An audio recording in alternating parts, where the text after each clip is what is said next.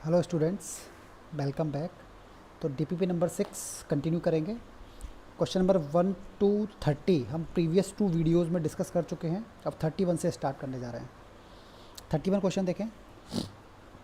The length of an elastic string is 5 metre when the longitudinal tension is. अच्छा, एक elastic string है तो Hooke's law valid दिया हुआ है। हुक्स लॉ वैलिड मतलब F इक्वल टू के एक्स लगाना है। जब 5 मीटर लेंथ है तो टेंशन 4 न्यूटन है। जब 6 मीटर लेंथ है उसकी तो टेंशन 5 न्यूटन है। जब लेंथ 2x होगी तो टेंशन 9, तो x निकालना है। अच्छा, ओरिजिनल लेंथ l मान लेते हैं, बिल्कुल सिंपल क्वेश्चन है। ओरिजिनल लेंथ l मान लेते हैं। जब 5 मीटर हो गई तो लॉन्गेशन क्या हो गया, 5 माइनस एल। f बराबर के एक्स लगा दो, यानी k into 5 minus L equal to 4। ऐसी दूसरी बार यहाँ लगा देना।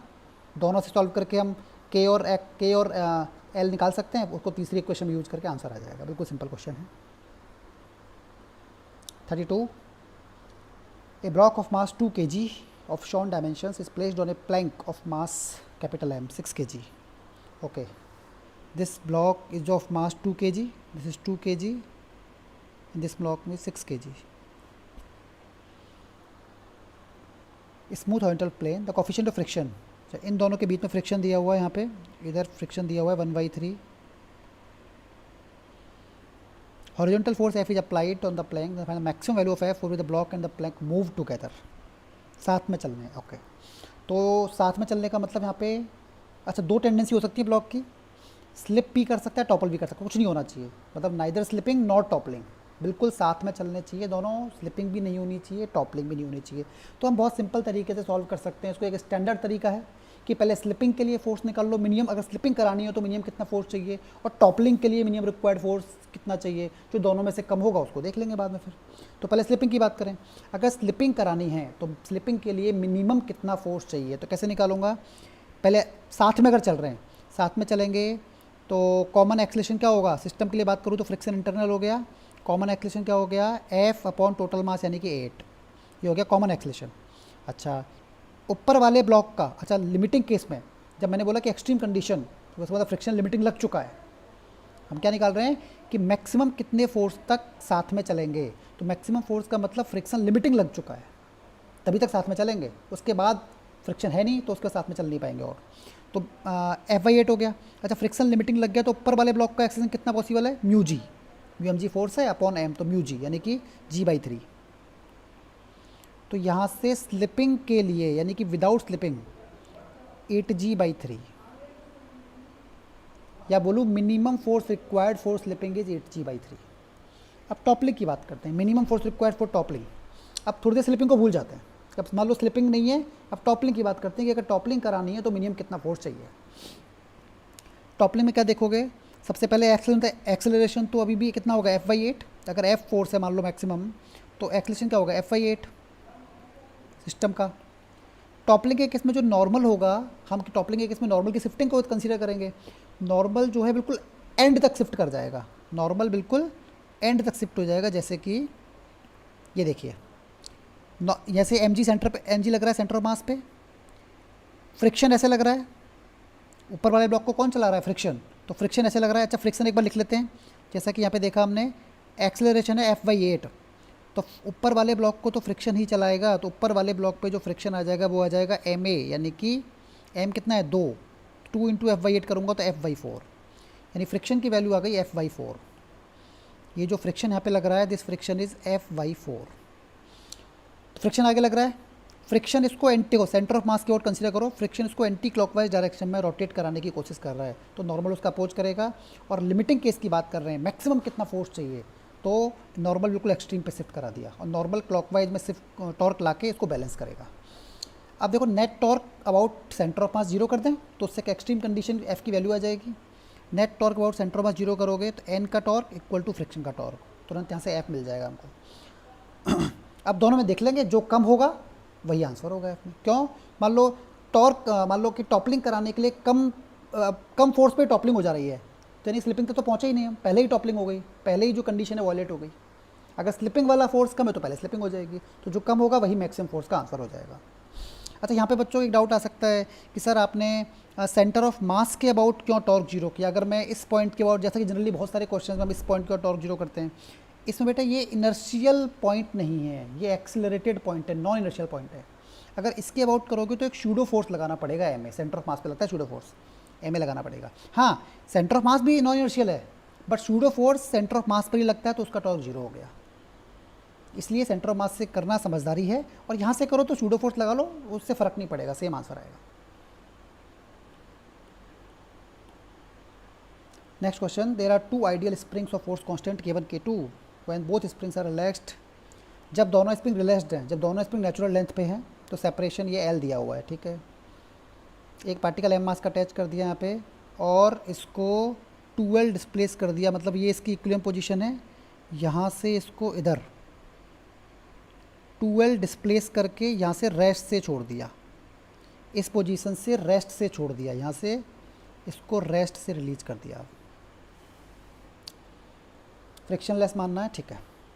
अब फर्स्ट क्वेश्चन है 33 क्वेश्चन, यानी कि the time interval after which mass m hits. अच्छा, ये SHM करेगा, ऑब्वियस बात है, SHM करेगा, स्प्रिंग से बंधा हुआ है, K1 कांस्टेंट वाली स्प्रिंग से, तो K1 स्प्रिंग के अकॉर्डिंग SHM करेगा। राइट स्प्रिंग को कब हिट करेगा? अच्छा ठीक है, देखो 2L इसका जो, अगर मान लो K2 स्प्रिंग नहीं होती तो इसका एम्पलीट्यूड ऑफ SHM क्या होता? 2L। ये बोल रहा है कि कितने टाइम के बाद ये राइट वाली स्प्रिंग को हिट करेगा, तो यहाँ से इसको 2L आना है, फिर इसके बाद L और चलना है।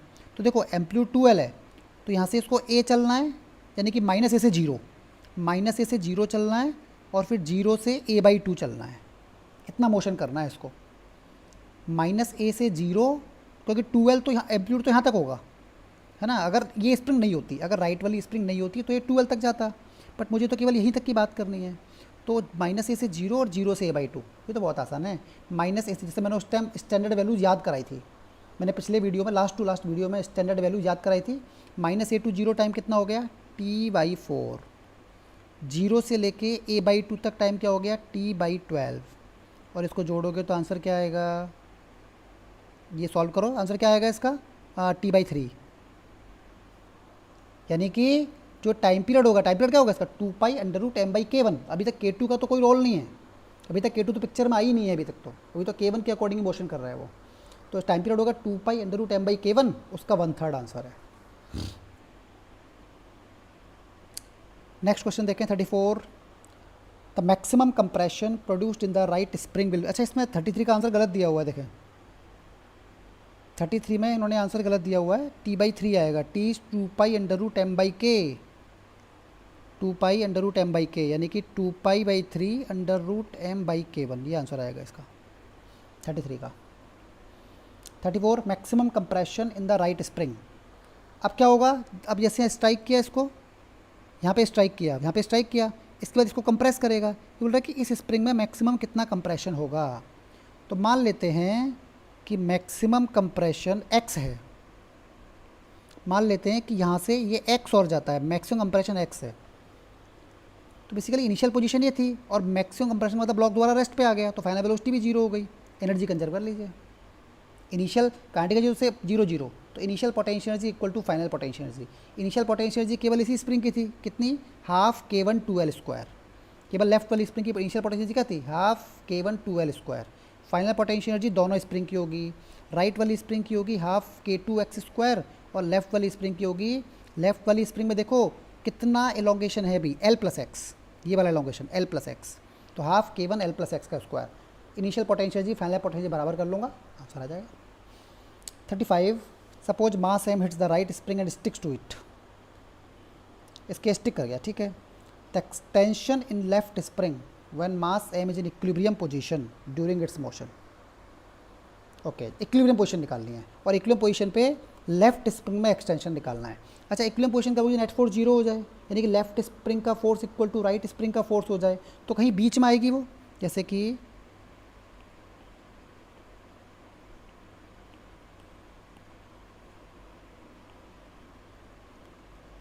जैसे कि ये जो ब्लॉक, ये स्प्रिंग से बंधा हुआ था, ये ब्लॉक है, ये वाली स्प्रिंग और एक ये वाली स्प्रिंग। इनिशियली यहाँ तक था, इनिशियली ब्लॉक यहाँ तक था, और ये वाली स्प्रिंग यहाँ थी, ये दूरी L थी। बीच में कहीं पे इक्विलिब्रियम पोजीशन आएगी, मान लेता हूँ यहाँ से x डिस्टेंस पे आई, तो यहाँ से कितना हो गया? L - x, K1x equal to K2 L - x। बस यही तो करना है, net force 0, equilibrium position. Next question, A rod of mass m length L is attached to L-shaped plank at A. Rod can move freely about A.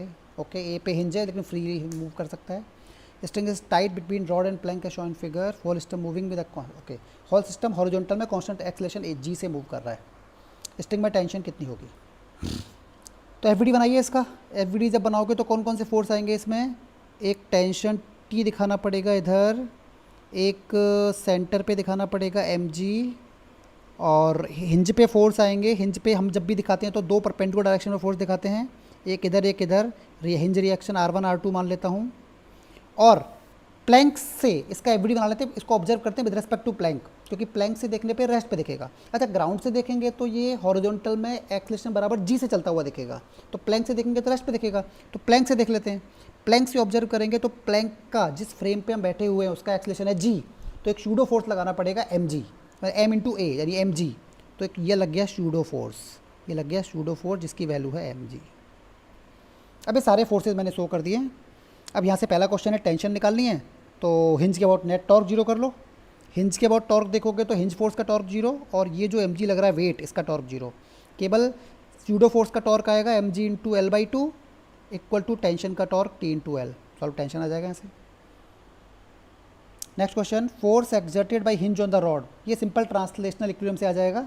Vertical में equilibrium, horizontal में equilibrium. वहाँ से R1 R2 आ जाएगा and root R1 इसका plus R2 square answer होगा. If string is cut at any instant then the, अच्छा alpha निकालना है, कट कर देता हूँ. अच्छा, कट कर दोगे तो क्या होगा? टेंशन गायब. कट कर दिया, टेंशन गायब. अल्फा निकालना है, इसके अबाउट टॉर्क mg का टॉर्क आएगा बस. इसका जीरो, इसका जीरो, केवल mg का टॉर्क. तो mg into L by two equal to I alpha. तो ये क्वेश्चन काफ़ी आसान था. नेक्स्ट क्वेश्चन पे आते हैं. A uniform rod of mass m length L, area of cross section A is placed on smooth horizontal surface. Forces acting on the rod are shown figure F and 2F. ठीक है. PQ QR L by 2, यानी Q is the mid point. The ratio of elongation in section PQ. Okay, left half में कितना elongation और right half में कितना elongation. तो इसके लिए जो फॉर्मूला हमने पहले याद किया था ना, वो काफ़ी यूजफुल होगा. हम Q पॉइंट पे पहले टेंशन निकाल लेते हैं. ये जो Q पॉइंट है ना, यहाँ पे टेंशन कैसे निकालोगे? टेंशन यहाँ पे इसका एफडी बेसिकली क्या है? पहले तो पूरी रॉड का एक्सेलरेशन देखो क्या होगा. ये 2F, ये F. तो क्या रॉड का एक्सेलरेशन राइट की तरफ होगा 2F माइनस F, यानी कि F अपॉन M. अब लेफ्ट हाफ का एफडी बना लो. लेफ्ट हाफ का, अगर मैं केवल लेफ्ट हाफ को देखूँ तो लेफ्ट हाफ का मास हो जाएगा m/2. इधर लग रहा है F और इधर टेंशन मान लेता हूँ T, और मुझे पता है कि ये राइट में जा रही है एक्सेलरेशन F/m से. तो T minus F equal to m/2 into A मतलब F/m. सॉल्व करेंगे तो T की वैल्यू क्या आ रही है? 3F/2. यानी इस Q पॉइंट पे टेंशन आ गई 3F/2. दोनों को अलग अलग कर लो, जैसा कि ये डायग्राम बना हुआ है. लेफ्ट में 3F/2, या 3F/2 या F. अब दोनों में इलोंगेशन बहुत आसानी से निकाल सकते हो. एक फोर्स की वजह से होता है FL/2A. इसकी वजह से FL/2A, यानी L रख देना L/2. इसका भी निकाल लेना. इसका एलोंगेशन आ गया, फिर इसका आ गया, दोनों का सम कर लेना, वही आंसर होगा total elongation. Ratio of elastic potential energy stored in section PQ and QR. अच्छा, एनर्जी का रेशियो निकालना है.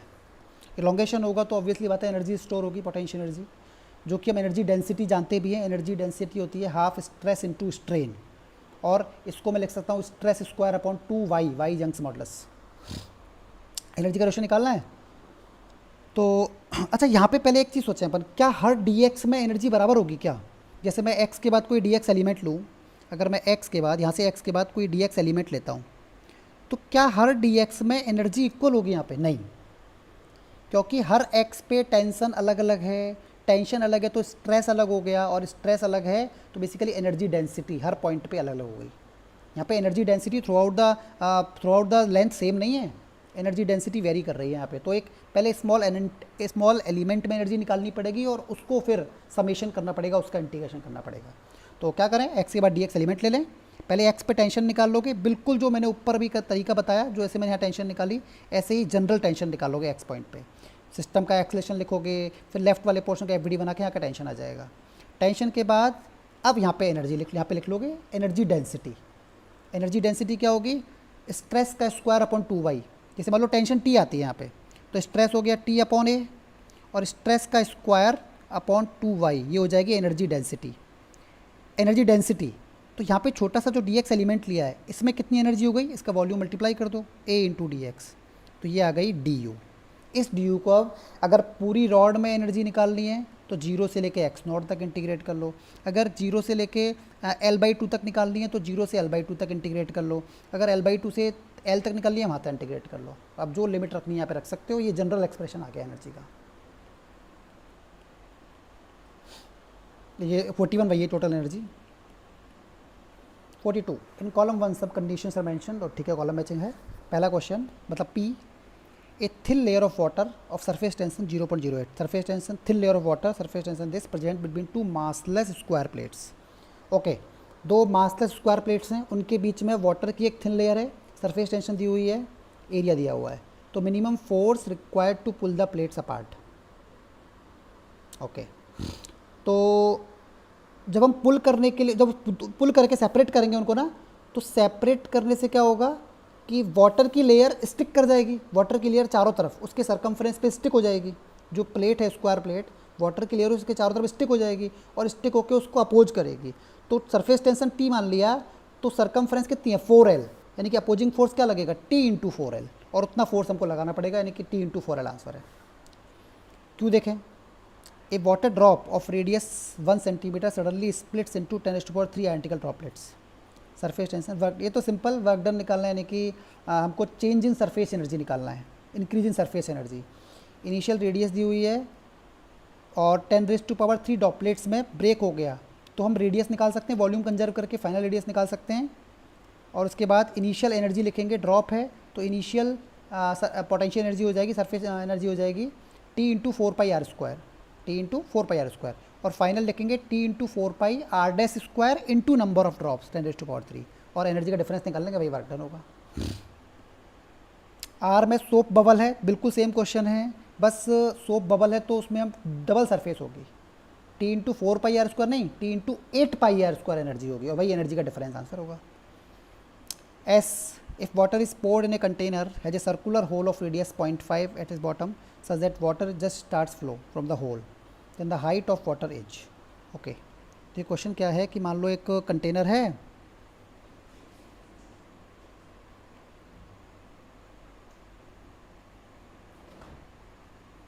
ये कंटेनर है, इस कंटेनर में यहाँ बीच में होल है,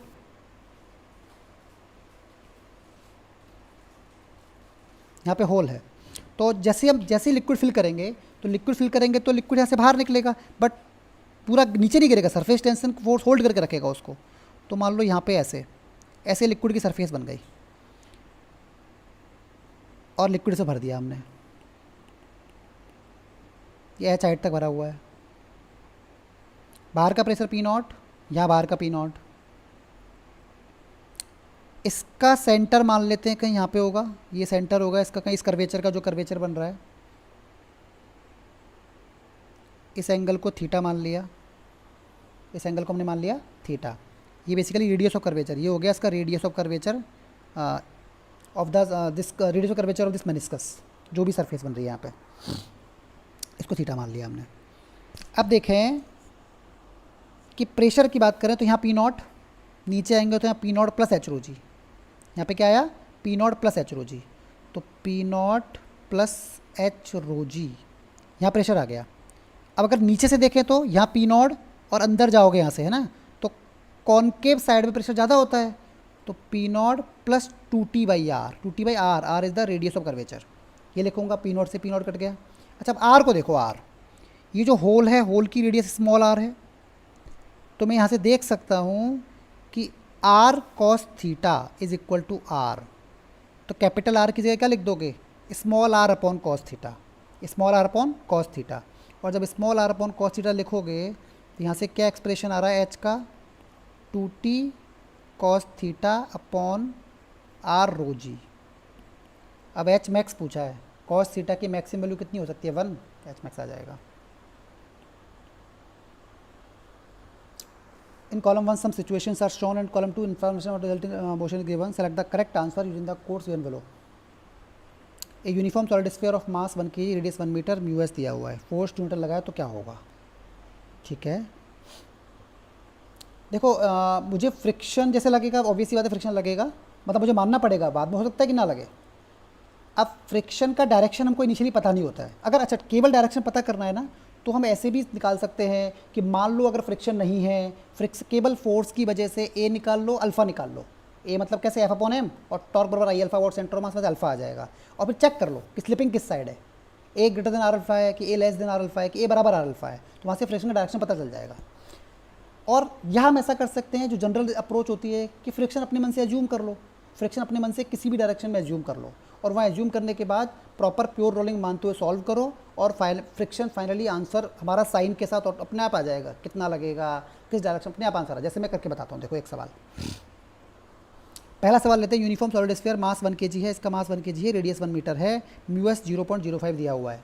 अब मुझे नहीं पता फ्रिक्शन कहाँ लगेगा, तो मैं ऐसा करता हूँ कि फ्रिक्शन का डायरेक्शन मान लेता हूँ राइट में है। मैंने मान लिया फ्रिक्शन राइट में लग रहा है। अच्छा, ये जो स्फीयर होगा इसका एक्सेलरेशन राइट में ए मान लिया और ऐसे अल्फ़ा मान लिया। अल्फ़ा ऐसे क्यों माना, क्योंकि मैं पहले प्योर रोलिंग एज्यूम कर रहा हूँ, मुझे नहीं पता प्योर रोलिंग होगी नहीं होगी, अभी मैं प्योर रोलिंग केवल एज्यूम कर रहा हूँ। प्योर रोलिंग एज्यूम करके उसके लिए रिक्वायर्ड फ्रिक्शन निकालूंगा। अगर वो फ्रिक्शन लिमिटिंग फ्रिक्शन से कम है तो इसका मतलब सही है, प्योर रोलिंग होगी। और अगर रिक्वायर्ड फ्रिक्शन लिमिटिंग से ज़्यादा हो गया, मतलब हमारी जो अजम्पशन है वो गलत है, प्योर रोलिंग नहीं होगी, फिर उसको फर्दर लिमिटिंग फ्रिक्शन मान के हम दोबारा सॉल्व करेंगे। तो पहले फ्रिक्शन हमने मान लिया एफ, ठीक है, प्योर रोलिंग हो रही है यहाँ पे, प्योर रोलिंग एज्यूम कर रहा हूँ मैं, तो ए बराबर r alpha, pure rolling assume कर रहा हूँ मतलब ए बराबर आर अल्फ़ा। अच्छा, ट्रांसलेशन की इक्वेशन लिखूंगा तो एफ प्लस एफ बराबर एम ए, और सेंटर के बाद टॉर्क लिखोगे तो एफ का टॉर्क हुआ मतलब कैपिटल एफ इंटू आर, और फ्रिक्शन का torque minus F into R equal to I alpha. Centre of mass की ओर आई लिख देना। तो यहाँ से देखो ये 3 इक्वेशन आ रही हैं, सॉल्व करके हमारे पास फ्रिक्शन निकालना है। यहाँ पे टारगेट पहले हमारा फ्रिक्शन निकालना है, हमको फ्रिक्शन निकालना है पहले। अच्छा, टॉर्क में देखो, टॉर्क में हम क्योंकि प्योर रोलिंग है तो जो कॉन्टैक्ट पॉइंट है वो इनर्शियल पॉइंट है, हम इसके अबाउट भी टॉर्क लिख सकते हो, उससे थोड़ा आसान भी हो जाएगा क्वेश्चन, है ना। तो अगर तुमने शायद पहले पढ़ा हो तो ये चीज़ भी तुम यूज कर सकते हो। हम डायरेक्टली कॉन्टैक्ट पॉइंट के अबाउट टॉर्क लिख सकते हैं, क्योंकि इनर्शियल पॉइंट है यहाँ पे भी। तो कॉन्टैक्ट पॉइंट के अबाउट लिखोगे तो फ्रिक्शन का टॉर्क नहीं आएगा, केवल एफ का टॉर्क नहीं पड़ेगा, कैपिटल एफ का टॉर्क केवल एफ इंटू 2r बराबर आई अल्फ़ा, तो अल्फ़ा डायरेक्टली मिल जाएगा, है ना। तो ये चीज़ यूज कर सकते हो। अच्छा, तो फ्रिक्शन सॉल्व करके फ्रिक्शन निकाले ना, फ्रिक्शन क्या आ रहा है। अब मेरी बात ध्यान से सुने, अगर फ्रिक्शन की वैल्यू लिमिटिंग फ्रिक्शन निकाल सकते हैं यहाँ पे हम, म्यू एन यानी कि म्यू एम जी। अगर फ्रिक्शन की वैल्यू लिमिटिंग फ्रिक्शन से कम आई तो इसका मतलब हमारा सवाल यहाँ पे ख़त्म हो चुका है। फ्रिक्शन जितना चाहिए था उतना हमारे पास है, उतना फ्रिक्शन लग जाएगा, body will perform pure rolling. अगर यहाँ पे जो फ्रिक्शन की वैल्यू आती है वो लिमिटिंग फ्रिक्शन से ज़्यादा आती है तो उतना तो पॉसिबल ही नहीं है, उतना लग ही नहीं सकता। इसका मतलब प्योर रोलिंग कराने के लिए फ्रिक्शन ज़्यादा चाहिए, उतना हमारे पास नहीं है।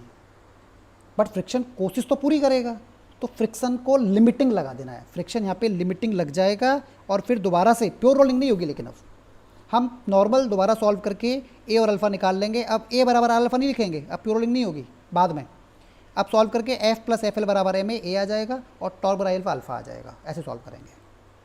ये एक स्टैंडर्ड अप्रोच है, हम सारे मतलब इस टाइप के क्वेश्चन को सॉल्व कर सकते हैं। सेम ऐसा ये भी है ना, बिल्कुल सेम मेथड फॉलो करना है। अच्छा, ये इंक्लाइन प्लेन का तो बिल्कुल उसी तरह का है, बाकी किसी को फॉर्मूले याद हो तो और अच्छा है। एक्सेलरेशन का फॉर्मूला तुम याद कर सकते हो, फ्रिक्शन फोर्स कितना लगता है याद कर सकते हो, कंडीशन होती है वो कंडीशन याद कर सकते हो, म्यू टेन थीटा पे कंडीशन जो आती है कि म्यू इससे बड़ा होगा तो प्योर रोलिंग करेगा, छोटा होगा तो नहीं करेगा। नहीं, बाकी सॉल्व कर सकते हो, सिंपल क्वेश्चन है और ये भी सेम उसी प्रकार का है।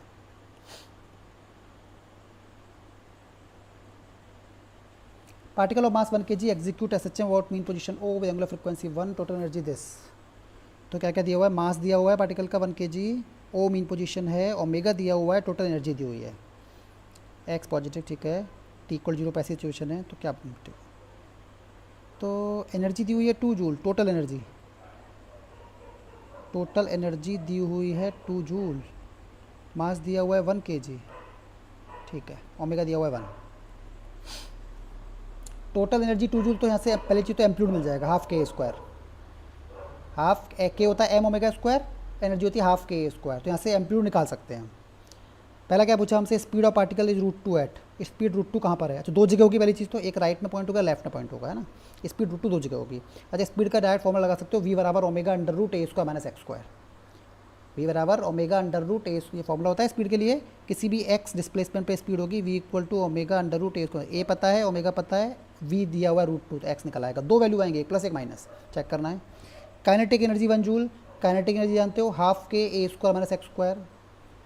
T equal to pi by 6 पे पार्टिकल कहाँ पर होगा, T equal to pi by 6, देखो चाहे तो इक्वेशन लिख लो, x equal to a sine omega t, x equal to a sine omega t, क्योंकि ऑरिजिन से स्टार्ट कर रहा है तो साइन ओमेगा टी आएगा। इक्वेशन लिख के T equal to pi by 6 place कर दो, आंसर आ जाएगा। और ये तो फिर सेम क्यू जैसा क्वेश्चन हो गया। In spring block system on a horizontal smooth surface के spring constant a amplitude m mass, ठीक है। पहला जैसे पी ऑप्शन देखें, mass of the block is doubled. अच्छा, टाइम पीरियड और एनर्जी, टाइम पीरियड का फॉर्मूला होता है 2 pi under root m by k, और एनर्जी होती है हाफ के स्क्वायर। अब तुम यहाँ से है, बिल्कुल आसान क्वेश्चन है, तो जो चीज़ देखना देख लो। जैसे पहला भी बताता हूँ, मास डबल कर दिया, मास डबल कर दिया यहाँ पे, तो मास डबल कर दिया तो अच्छा के को सेम रखा है ना, मास डबल कर दिया तो टाइम पीरियड बढ़ेगा, के सेम है, मास डबल किया टाइम पीरियड इंक्रीज हो जाएगा। के और ए सेम है तो एनर्जी सेम रहेगी। इस प्रकार से तुम सारे क्वेश्चन में चेक कर सकते हो। तो यहाँ पे अब DPP 6 खत्म होती है। Thank you.